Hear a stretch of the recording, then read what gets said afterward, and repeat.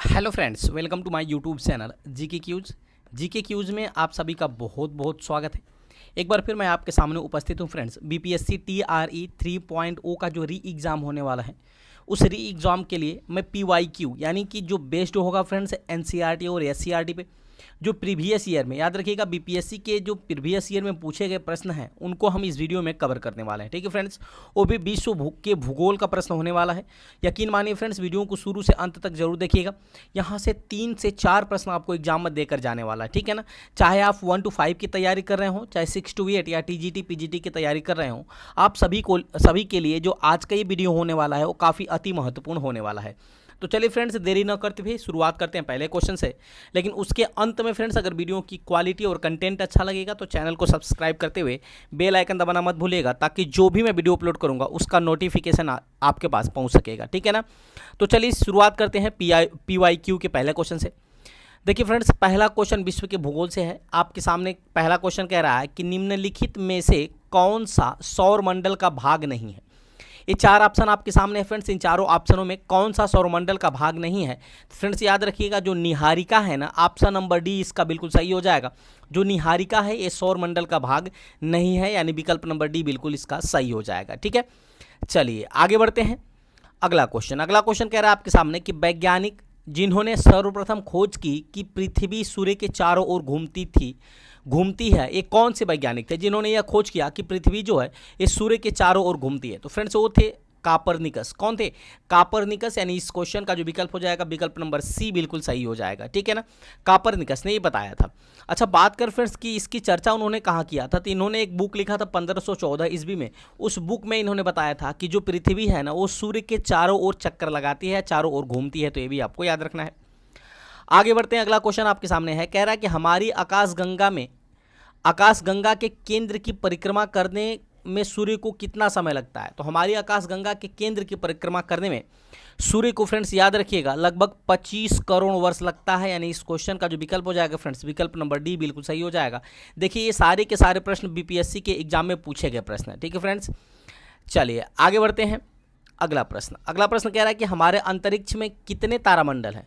Most important आपके लिए friends, तो हमारे अंतरिक्ष में कितने तारामंडल है ये आपको बताना है फ्रेंड्स। ठीक है ना, तो याद रखिएगा इस क्वेश्चन का जो विकल्प हो जाएगा फ्रेंड्स विकल्प नंबर बी बिल्कुल सही हो जाएगा कि हमारे अंतरिक्ष में कुल 88 तारामंडल है। तो ये भी आपको याद रखना पड़ेगा। ठीक है, आगे बढ़ते हैं। अगला क्वेश्चन आपके सामने है कि जिस तारामंडल के तारे ध्रुव तारे की ओर संकेत करते हैं वह है। तो फ्रेंड्स याद रखिएगा वह क्या है, फटाफट कमेंट करके बताइए। तो वह हो जाएगा फ्रेंड्स सप्तऋषि। कौन हो जाएगा? सप्तऋषि, यानी विकल्प नंबर ए बिल्कुल सही हो जाएगा कि सप्तऋषि की तरफ जो ध्रुव तारे हैं ना फ्रेंड्स, ये ध्रुव तारे की ओर संकेत करते हैं सप्तऋषि। अगला प्रश्न है कि ग्रह जिसका कोई उपग्रह नहीं है वो कौन कौन से ग्रह हैं जिनका कोई उपग्रह नहीं है? तो ऑप्शन की बात करें तो इसके अनुसार जो विकल्प नंबर बी बिल्कुल सही हो जाएगा कि बुध ग्रह ऑप्शन में दिया हुआ है जिसका कोई उपग्रह नहीं है। बुध के अलावा एक फ्रेंड शुक्र होता है, याद रखिएगा बुध और शुक्र ये दोनों ऐसे ग्रह हैं ना जिनका कोई भी उपग्रह नहीं है। तो ये भी आपको याद रखना है। ठीक है ना, अच्छा बुध की बात आ रही है फ्रेंड्स, याद रखिएगा बुध जो है ना ये सर्वाधिक तापांतर वाला ग्रह है। याद रखिएगा सर्वाधिक तापांतर वाला ग्रह अगर आपसे पूछ लेगा तो क्या बताएंगे? बुध बताएंगे। ठीक है ना, तापांतर। लेकिन सर्वाधिक गर्म ग्रह आपसे पूछेगा तब तो आप क्या बताएंगे? शुक्र बताएंगे। तो ये भी आपको याद रखना है। ठीक है ना, वैसे शुक्र को पृथ्वी का भगिनी भी कहा जाता है, पृथ्वी का बहन भी कहा जाता है, जुड़वा बहन कहा जाता है, भोर का तारा, सांझ का तारा, ऐसे कई नामों से, प्रेशर कुकर वाला ग्रह, कई नामों से जाना जाता है। ठीक है, चलिए आगे बढ़ते हैं अगले प्रश्न की तरफ। अगला प्रश्न है कि सौरमंडल का सर्वाधिक गर्म ग्रह कौन सा है? तो फ्रेंड्स याद रखिएगा अभी पीछे मैंने बताया फ्रेंड्स कि सौरमंडल का सर्वाधिक गर्म ग्रह जो है ना वो कौन है फ्रेंड्स? तो वो है शुक्र। यानी इस क्वेश्चन का जो विकल्प हो जाएगा विकल्प नंबर बी बिल्कुल सही हो जाएगा। शुक्र पे जो है ना फ्रेंड्स दिन का टेम्परेचर लगभग कितना होता है? तो 464 डिग्री सेल्सियस होता है। तो ये भी आपको याद रखना पड़ेगा। ठीक है, अगला प्रश्न है कि इवनिंग स्टार किस ग्रह को कहते हैं? तो देखिए मैंने आपको पीछे ही बता दिया कि इवनिंग स्टार का मतलब सांझ का तारा। तो सांझ का तारा किसे कहा जाता है फ्रेंड्स? तो ये भी कहा जाता है सूर्य को, यानी शुक्र को। यानी इस क्वेश्चन का जो विकल्प हो जाएगा विकल्प नंबर सी बिल्कुल सही हो जाएगा। मैंने बताया फ्रेंड्स इसको क्या क्या कहा जाता है। तो एक तो कहा जाता है प्रेशर कुकर वाला ग्रह, ठीक है ना, दूसरा कहा जाता है सांझ का तारा, ठीक है ना, और क्या कहा जाता है? भोर का तारा कहा जाता है। ठीक है ना, पृथ्वी की भगनी कहा जाता है। ये भी आपको याद रखना है। ठीक है ना, पृथ्वी का जुड़वा बहन भी कहा जाता है, पृथ्वी का जुड़वा बहन भी इसको कहा जाता है। तो ये भी आपको याद रखना पड़ेगा। आगे बढ़ते हैं फ्रेंड्स अगले क्वेश्चन की तरफ। अगला क्वेश्चन आपके सामने कि पृथ्वी तक पहुंचने के लिए सूर्य से प्रकाश कितना समय लेता है। तो पृथ्वी पर पहुंचने में सूर्य का प्रकाश की बात करें फ्रेंड्स, तो अकॉर्डिंग टू ऑप्शन बात करें तो विकल्प नंबर सी बिल्कुल सही हो जाएगा, 8 मिनट। लेकिन एग्जैक्ट लोकेशन, एग्जैक्ट टाइम की बात करें तो 8 मिनट, याद रखिएगा 8 मिनट लगभग 16 सेकेंड। 8 मिनट 16 सेकेंड में जो पृथ्वी है ना फ्रेंड्स, ये सूर्य का जो प्रकाश है वो पृथ्वी पर पहुंच जाता है। अच्छा, वहीं अगर बात करें फ्रेंड्स कि चंद्रमा का, याद रखिएगा चंद्रमा का प्रकाश पृथ्वी पर पहुंचने में कितना समय लगता है, तो लगभग 1.3 सेकेंड लेता है ना। कहीं कहीं आपको 1.5 सेकेंड में मिलेगा, तो ये भी आपको याद रखना है कि 1.3 सेकेंड समय लेता है पृथ्वी तक पहुँचने में चंद्रमा का प्रकाश, ठीक है ना। हालांकि चंद्रमा का अपना खुद प्रकाश नहीं होता, वो जो है फ्रेंड्स पृथ्वी के जो सूर्य होता है ना, सूर्य के प्रकाश से चंद्रमा चमकता है और उससे से रिफ्लेक्ट होकर प्रकाश पृथ्वी पर आता है। अगला प्रश्न है कि पृथ्वी को सूर्य की परिक्रमा करने में कितने समय लगते हैं।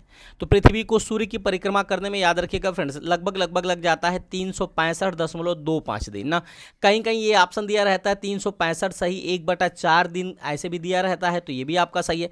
लेकिन एग्जैक्ट टाइम की मैं बात करूँ तो फ्रेंड्स याद रखिएगा पृथ्वी को सूर्य की परिक्रमा करने में 365 दिन, याद रखिएगा 365 दिन 5 घंटा, याद रखना है 365 दिन 5 घंटा 48 मिनट और 46 सेकेंड लगते हैं। तो ये भी एग्जैक्ट टाइम है जो फ्रेंड्स, जो कि सूर्य को पृथ्वी को सूर्य की परिक्रमा करने में लगता है समय 365 दिन 5 घंटा 48 मिनट 46 सेकेंड। अच्छा, परिक्रमा की बात आई है फ्रेंड्स, तो याद रखिएगा पृथ्वी की परिक्रमा के कारण ऋतु परिवर्तन होता है, ठीक है। पृथ्वी की परिक्रमा के कारण कौन सा परिवर्तन होता है, तो ऋतु परिवर्तन होता है। जबकि दिन रात की घटना कैसे घटती है फ्रेंड्स, तो वो दिन में, याद रखिएगा दिन रात की घटना जो है दैनिक गति के कारण, दिन रात की घटना पृथ्वी पर कैसे घटती है, तो दैनिक गति या इसी को घूर्णन गति भी कहा जाता है या इसी को परिभ्रमण गति भी कहा जाता है, ये भी आपको याद रखना है। अच्छा, प्रश्न कैसे पूछा जाता है कि परिक्रमण गति के कारण, पूछेगा कि पृथ्वी पर ऋतु परिवर्तन होता है तो किस गति के कारण, तो परिक्रमण गति के कारण। पूछेगा कि दिन रात की घटना घटती है तो दैनिक गति, घूर्णन गति और परिभ्रमण गति के कारण पृथ्वी पर दिन रात की घटना घटती है, तो ये भी आपको याद रखना पड़ेगा, ठीक है ना। अच्छा, इस प्रश्न में पूछा था कि पृथ्वी जो है वो सूर्य की परिक्रमा कितने दिनों में कर लेती है, तो 365 दिन 5 घंटा 48 मिनट और 46 सेकेंड एग्जैक्ट टाइम है। आगे बढ़ते हैं, अगला क्वेश्चन आपके सामने। अगला प्रश्न कह रहा है कि पृथ्वी परिक्रमण करती हुई प्रति मिनट करीब करीब कितनी दूरी तय कर लेती है।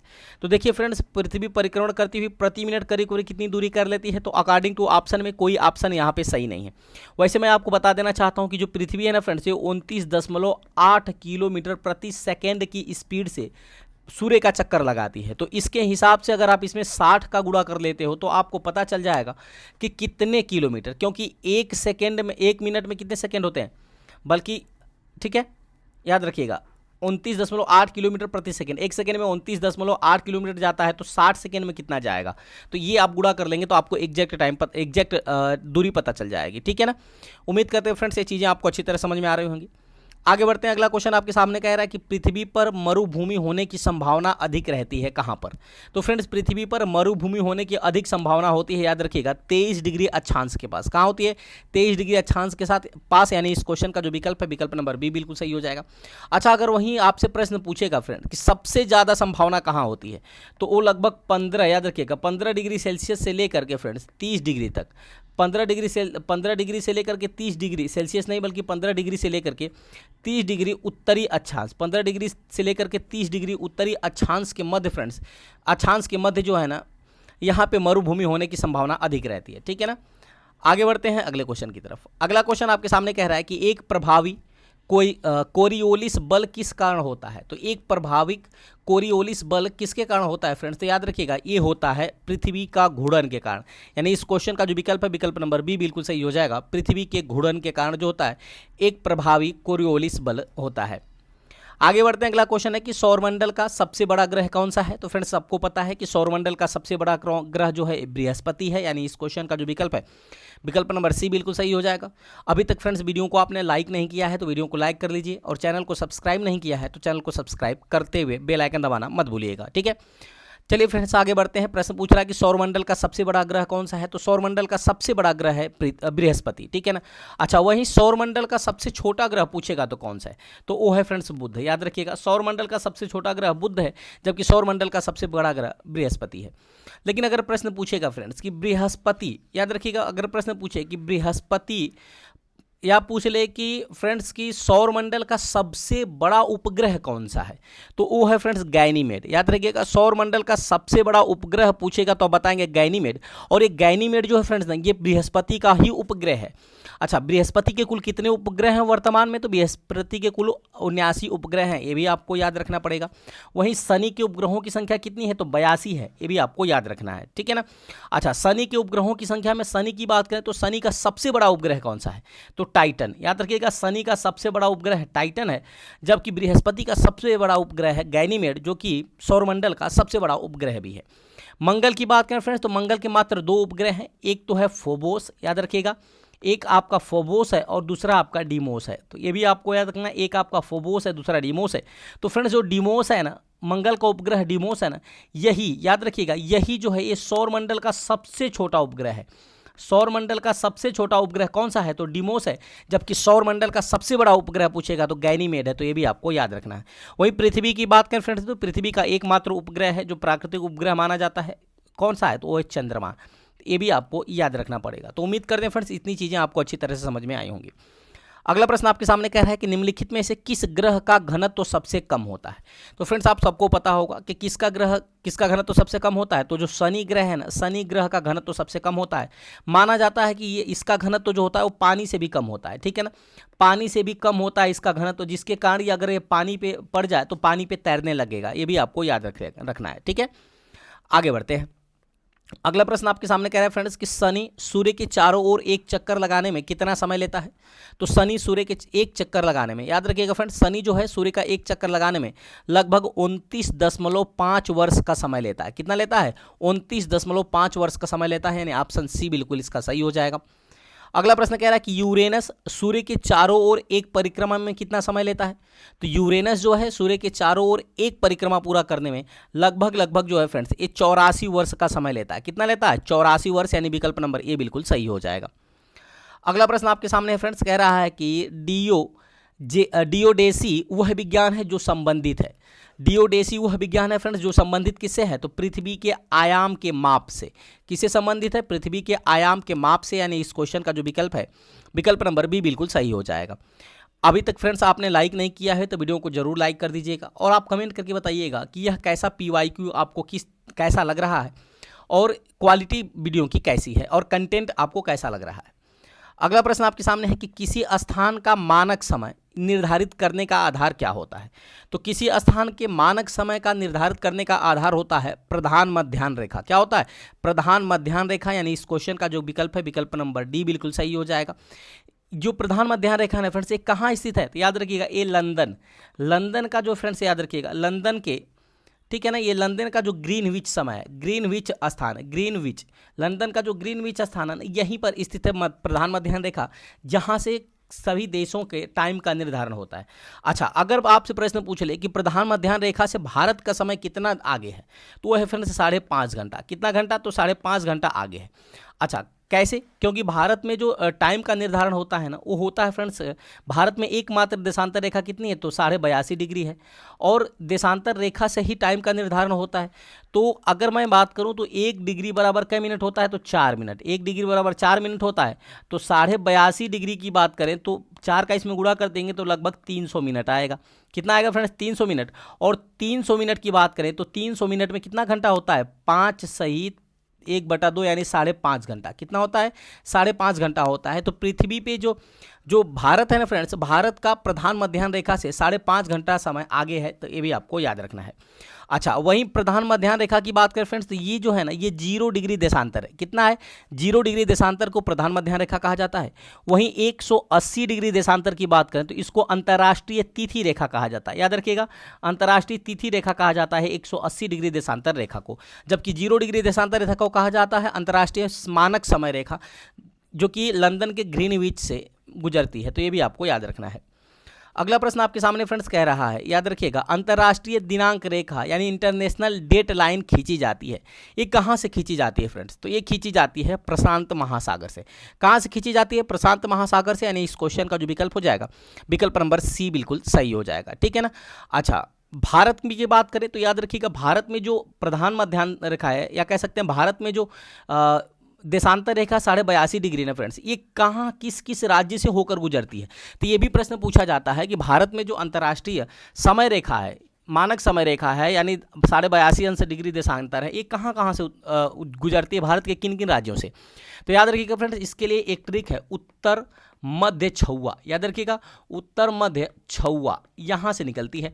तो उत्तर का मतलब हो गया फ्रेंड्स उत्तर प्रदेश, ये भी आपको याद रखना है। मध्य का हो जाएगा मध्य प्रदेश, ठीक है ना। आज जबकि छ का हो गया छत्तीसगढ़। याद रखिएगा, छ का मतलब छत्तीसगढ़, ऊ का मतलब उड़ीसा हो गया, और आ का मतलब हो गया आंध्र प्रदेश। यानी कह सकते हैं फ्रेंड्स कि ये 5 राज्यों से होकर गुजरती है 82.5 डिग्री, जो भारत की अंतर्राष्ट्रीय मानक समय रेखा है, सॉरी भारत की जो मानक समय रेखा है, ठीक है ना। अच्छा, ये कहाँ से होकर गुजरती है? तो ये माना जाता है फ्रेंड्स ना कि इसका निर्धारण जो होता है, ये इलाहाबाद का जो नैनी है ना, इलाहाबाद का पास मिर्जापुर के नैनी से होकर ये गुजरती है। तो ये भी आपको याद रखना है, ये भी प्रश्न पूछा जाता है। अगला प्रश्न आपके सामने है कि निम्नलिखित में से कौन सा महाद्वीप क्षेत्रफल में सबसे बड़ा महाद्वीप है? तो क्षेत्रफल की दृष्टि से सबसे बड़ा महाद्वीप की अगर मैं बात करूं फ्रेंड्स, तो याद रखिएगा इस क्वेश्चन का जो विकल्प हो जाएगा, विकल्प नंबर बी बिल्कुल सही हो जाएगा कि निम्नलिखित में से कौन सा महाद्वीप क्षेत्रफल के अनुसार सबसे बड़ा है? तो ये अफ्रीका महाद्वीप है, यानी विकल्प नंबर बी बिल्कुल आपके सामने सही हो जाएगा। ठीक है, आगे बढ़ते हैं। अगला क्वेश्चन आपके सामने कह रहा है कि निम्न में से किस महाद्वीप में सबसे अधिक देश है? तो याद रखिएगा फ्रेंड्स, सबसे अधिक देशों की मैं बात करूं तो सबसे ज़्यादा अधिक देश हैं अफ्रीका महाद्वीप में, यानी इस क्वेश्चन का जो विकल्प हो जाएगा फ्रेंड्स, विकल्प नंबर सी बिल्कुल सही हो जाएगा। अफ्रीका महाद्वीप में देशों की संख्या कितनी है? तो कुल 54 है। याद रखिएगा, अफ्रीका महाद्वीप में कुल 54 देश हैं। अच्छा, वहीं यूरोप की बात करें फ्रेंड्स, तो यूरोप महाद्वीप में कुल ना 51 देश है। कितने देश हैं? 51 देश। एशिया की बात करें फ्रेंड्स, तो एशिया में जो है ना कुल, याद रखिएगा, कुल 50 देश हैं। एशिया में 50 देश हैं, ठीक है। यूरोप महाद्वीप में 51 देश हैं, जबकि अफ्रीका महाद्वीप में 54 देश। और उत्तरी अमेरिका की बात करें तो उत्तरी अमेरिका देश में, उत्तरी अमेरिका जो महाद्वीप है इसमें कुल 23 देश हैं। तो ये भी आपको याद रखना पड़ेगा। आगे बढ़ते हैं। अगला क्वेश्चन कह रहा है कि सर्वाधिक उत्तरी दक्षिणी या अक्षांशीय लंबाई वाली सीमा का देश कौन सा है? तो फ्रेंड्स ये चिली है। कौन सा है? चिली है, यानी इस क्वेश्चन का जो विकल्प हो जाएगा, विकल्प नंबर बी बिल्कुल सही हो जाएगा। ये भी आपको याद रखना पड़ेगा। आगे बढ़ते हैं। अगला क्वेश्चन है कि निम्नलिखित में से किस देश में सर्वाधिक द्वीप हैं? तो फ्रेंड्स याद रखिएगा, सबसे ज़्यादा जो द्वीप है ना फ्रेंड्स, ये हैं इंडोनेशिया के अंदर। कहाँ स्थित है? इंडोनेशिया के अंदर, यानी विकल्प नंबर बी बिल्कुल सही हो जाएगा। लगभग 17,500, याद रखिएगा, लगभग 17,500 द्वीप हैं। कहाँ? इंडोनेशिया के अंदर। तो ये भी आपको याद रखना पड़ेगा। अगला प्रश्न है कि निम्न में से कौन सा द्वीप क्षेत्रफल में सबसे बड़ा है? तो क्षेत्रफल में सबसे बड़ा द्वीप की बात करें फ्रेंड्स, तो वह है बोर्नियो द्वीप। कौन सा है? बोर्नियो द्वीप है, यानी इस क्वेश्चन का विकल्प नंबर ए बिल्कुल सही हो जाएगा। एक बार फिर मैं आपको बता देना चाहता हूं फ्रेंड्स कि अगर आपने अभी तक हमारी वीडियो को लाइक नहीं किया है तो लाइक कर दीजिएगा, और चैनल को सब्सक्राइब करते हुए बेल आइकन दबाना मत भूलिएगा। आगे बढ़ते हैं। अगला क्वेश्चन है, निम्नलिखित में से कौन सा देश भौगोलिक क्षेत्र की दृष्टि से सीमा रहित सबसे बड़ा देश है? तो कौन सा देश है जो फ्रेंड्स भौगोलिक क्षेत्र की दृष्टि से सीमा रहित सबसे बड़ा देश है? तो याद रखिएगा फ्रेंड्स, वो है जापान। कौन है फ्रेंड्स? जापान, यानी इस क्वेश्चन का जो विकल्प हो जाएगा, विकल्प नंबर सी बिल्कुल सही हो जाएगा। आगे बढ़ते हैं। अगला क्वेश्चन है कि भौगोलिक क्षेत्र की दृष्टि से जापान का सबसे बड़ा द्वीप कौन सा है? तो भौगोलिक क्षेत्र की दृष्टि से जापान का सबसे बड़ा द्वीप है होन्शु द्वीप। देखिए, ये भी प्रश्न कई बार आपके एग्जाम में पूछा जा चुका है। होन्शु द्वीप जो है ना फ्रेंड्स, ये जापान का सबसे बड़ा द्वीप है, यानी विकल्प नंबर बी बिल्कुल सही हो जाएगा। अगला प्रश्न कह रहा है कि ग्रीनलैंड निम्न में से किस देश का भाग है? देखिए, काफ़ी अति महत्वपूर्ण प्रश्न है फ्रेंड्स ना। ग्रीनलैंड निम्न में से किस देश का भाग है? ये कई बार आपके एग्जाम में, डिफरेंट टाइप के एग्जामों में भी पूछा जा चुका है। तो फ्रेंड्स याद रखिएगा, ये जो है ना, ये डेनमार्क का है, यानी विकल्प नंबर ए बिल्कुल सही हो जाएगा। किसका हिस्सा है? तो डेनमार्क का हिस्सा है, यानी विकल्प नंबर ए बिल्कुल सही हो जाएगा। अगला प्रश्न आपके सामने है कि महाद्वीपीय बहाव का सिद्धांत किसके द्वारा विकसित किया गया था? तो फ्रेंड्स, महाद्वीपीय बहाव का जो सिद्धांत है ना, ये दिया गया था, याद रखिएगा, ए वेगनर के अनुसार। किसको दिया गया था? ए वेगनर को, यानी इस क्वेश्चन का जो विकल्प है फ्रेंड्स, विकल्प नंबर बी बिल्कुल सही हो जाएगा। ठीक है। अच्छा, महाद्वीपीय बहाव की बात करें फ्रेंड्स, तो याद रखिएगा, पहले जो है ना, ये सिद्धांत बताता है कि जो पहले हमारा जो पृथ्वी था ना, ये 2 भागों में बटा हुआ था। एक तो इधर को अंगारा लैंड कहते थे फ्रेंड्स, याद रखिएगा, ये अंगारा लैंड था, इधर गोंडवाना लैंड था। क्या था? सॉरी, नीचे था गोंडवाना लैंड और ऊपर था अंगारा लैंड। याद रखिएगा, नीचे गोंडवाना लैंड, ऊपर क्या था? गोंडवाना लैंड, और ऊपर था अंगारा लैंड। फिर यही आगे चल करके फ्रेंड्स ना, ये कई छोटे छोटे द्वीपों में बट गया, छोटे छोटे द्वीपों में बढ़ गया। तो यही सिद्धांत बताता है महाद्वीपीय के बहाव का सिद्धांत। ठीक है ना। आगे बढ़ते हैं। अगला क्वेश्चन है कि आग्नेय चट्टानों के लिए निम्नलिखित में से कौन सा कथन सत्य है। तो आग्नेय चट्टानों की बात करें तो फ्रेंड्स याद रखिएगा, वे क्रिस्टलीय तथा अक्रिस्टलीय दोनों होती हैं। जो आग्नेय चट्टान होती है ना, वे क्रिस्टलीय भी होती हैं और अक्रिस्टलीय दोनों होती हैं। नहीं कह सकते कि इस क्वेश्चन का जो विकल्प है विकल्प नंबर बी बिल्कुल सही हो जाएगा। आगे बढ़ते हैं। अगला क्वेश्चन विकल्प नंबर सी बिल्कुल सही होगा ना, सॉरी सी बिल्कुल सही हो जाएगा। अगला प्रश्न है कि अवसादी शैलों के लिए निम्नलिखित में से कौन सा कथन सत्य है। तो अवसादी शैल की बात करें फ्रेंड्स, याद रखिएगा जो अवसादी शैल है ना, ये स्तरों में निक्षेपित होती हैं। किसमें होती हैं? स्तरों में। यानी कह सकते हैं कि अवसादी शैल में जो फ्रेंड्स परत पाया जाता है, क्या पाया जाता है? परत। इसलिए इनको परतदार चट्टान भी कहा जाता है अवसादी शैल को, और इसे द्वितीयक चट्टान के नाम से भी जाना जाता है। तो ये भी आपको पता होना चाहिए। प्राथमिक चट्टान किसे कहा जाता है? तो प्राथमिक चट्टान कहा जाता है आग्नेय चट्टान को, ठीक है ना। आग्नेय चट्टान को प्राथमिक चट्टान कहा जाता है कि द्वितीयक चट्टान कहा जाता है किसको? तो अवसादी चट्टान को कहा जाता है, और परतदार चट्टान भी कहा जाता है, ठीक है ना। अच्छा, अवसादी चट्टान के अंदर ही फ्रेंड्स जीवाश्म पाए जाते हैं। याद रखिएगा, जीवाश्म कहाँ पाया जाता है? तो अवसादी चट्टान के अंदर पाया जाता है, और इसी के अवसादी चट्टान के नीचे ही आप देखेंगे जो पेट्रोल, डीजल, जितने भी प्रकार के खनिज पदार्थ निकाले जाते हैं वो सब पाए जाते हैं, कोयला वगैरह। ये भी आपको याद रखना है। आगे बढ़ते हैं। अगला क्वेश्चन है कि निम्नलिखित में से कौन से कथन एस्कर और ड्रमलिन के संबंध में सही है। तो याद रखिएगा फ्रेंड, एस्कर और ड्रमलिन के संबंध में कौन सा कथन सही है। तो अगर मैं इस क्वेश्चन की बात करूं तो फ्रेंड्स याद रखिएगा, ड्रमलिन ज़्यादातर बोल्डर और मिट्टी से बने हैं, पहली बात। एस्कर क्रूड, बेडेड, बजरी और रेत की लकीरें हैं, ये बिल्कुल सही है। ड्रमलिन जो है फ्रेंड्स ना, ये ज़्यादातर बोल्डर और मिट्टी के बने होते हैं, ये भी सही है। और जबकि एस्कर ग्लेशियरों की धाराओं द्वारा निर्मित होते हैं और ड्रमलिन ग्लेशियर की क्रिया से उत्पन्न होते हैं। तो इस प्रकार कह सकते हैं कि ऑप्शन ए, ऑप्शन दूसरा और ऑप्शन चौथा, यानी पहला, दूसरा और चौथा सही होगा। यानी कह सकते हैं कि ऑप्शन नंबर बी बिल्कुल सही हो जाएगा, यानी विकल्प नंबर बी बिल्कुल इसका सही हो जाएगा। सॉरी। अगला प्रश्न है माउंट एटना क्या है। तो फ्रेंड्स याद रखिएगा, माउंट एटना की बात करें तो माउंट एटना एक ज्वालामुखी है। कहाँ है फ्रेंड्स? ज्वालामुखी है। अच्छा, माउंट एटना पड़ता कहाँ है फ्रेंड्स? तो ये याद रखिएगा, ये इटली के सिसिली द्वीप पर स्थित है। कहाँ है? इटली के सिसिली द्वीप पर स्थित है माउंट एटना। तो ये भी आपको याद रखना है, ये कई बार आपके एग्जाम में प्रश्न पूछा जा चुका है, और बीपीएससी में भी ये पूछा जा चुका प्रश्न है। मैना लोवा का उदाहरण फ्रेंड्स तो याद रखिएगा, मैना लोवा जो है ना फ्रेंड्स, ये एक प्रकार का सक्रिय ज्वालामुखी है। क्या है? मैना लोवा एक प्रकार का सक्रिय ज्वालामुखी है जो कि हवाई द्वीप संयुक्त राज्य अमेरिका में स्थित है। ये भी आपको याद रखना है। कहाँ स्थित है? तो हवाई द्वीप, याद रखिएगा, हवाई द्वीप यूएसए के अंदर स्थित है आपका मैना लोवा, जो कि एक सक्रिय ज्वालामुखी है। अगला प्रश्न है कि विश्व की सबसे ऊंची चोटियां किस प्रकार के पर्वतों में पाई जाती हैं। तो विश्व की सबसे ऊंची जो चोटियां है ना फ्रेंड्स, ये नवीन मोरदार पर्वत में पाई जाती हैं। यानी इस क्वेश्चन का जो विकल्प है विकल्प नंबर बी बिल्कुल सही हो जाएगा। नवीन मोरदार पर्वत में विश्व की सबसे ऊंची चोटियां पाई जाती हैं। आगे बढ़ते हैं। अगला क्वेश्चन है कि विश्व की सर्वाधिक लंबी पर्वत श्रृंखला कौन सी है।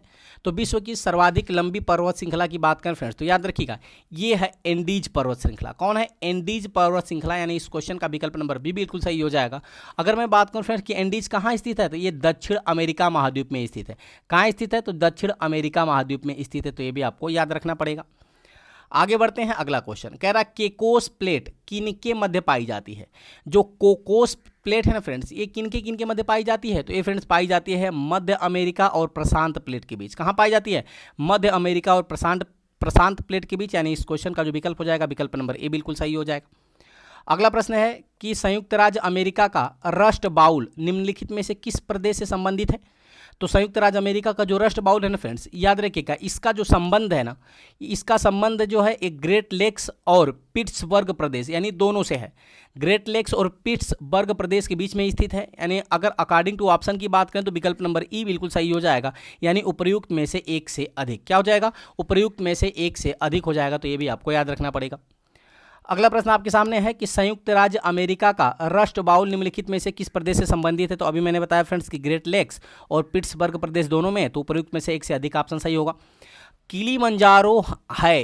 किलीमंजारो क्या है फ्रेंड्स? तो याद रखिएगा, जो किलीमंजारो है ना, एक आग्नेयरी क्या है? आग्नेयगिरी है, यानी वोल्केनो है। यानी इस क्वेश्चन का विकल्प नंबर ए बिल्कुल सही हो जाएगा। ये तंजानिया में स्थित है। ये एक प्रकार का ज्वालामुखी है। जहाँ कहाँ स्थित है? तो तंजानिया में स्थित है। तो ये भी आपको याद रखना है, ठीक है।